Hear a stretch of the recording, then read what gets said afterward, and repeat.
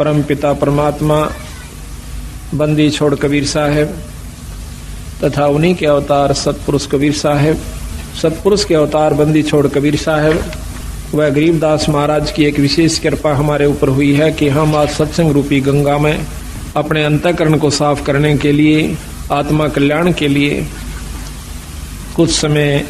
इस संसारी कार्य से निकाल करके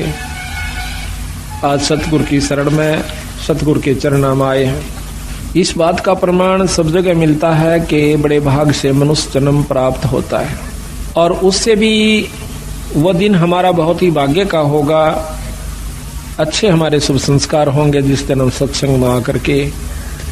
परमात्मा की चर्चा सुनते हैं और परमात्मा के बारे में जानकारी होती है।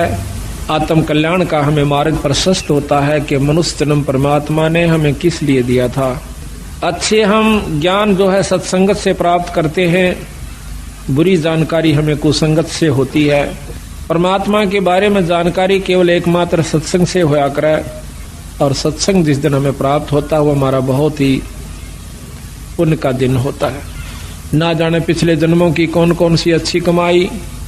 युगों युगों के हमारे पुण्य कर्म हमारे साथ होते हैं,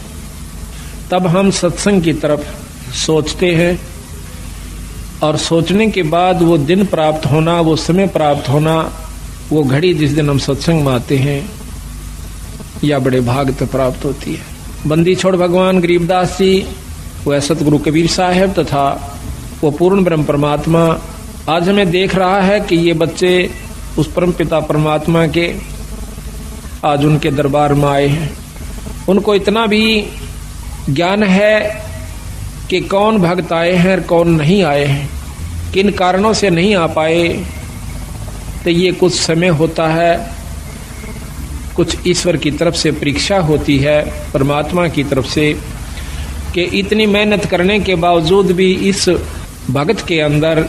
इस पुण्यात्मा के अंदर इतनी उत्सुकता उत्पन्न हुई है कि नहीं हुई है कि 100 काम छोड़ करके भी मैंने सत्संग में जाना चाहिए। इतना सत्संग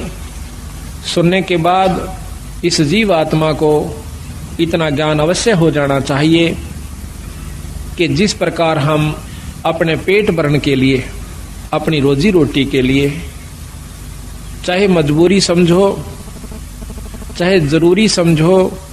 हम उसको दुख या सुख पा करके अवश्य करते हैं। जिस प्रकार आज कितनी ठंड है और कल भी बहुत सर्दी थी और इस समय में ऐसे भी भक्तजन होंगे जमींदार जिन्होंने बेचारों ने रात्रि में पानी दिया होगा अपनी फसल में,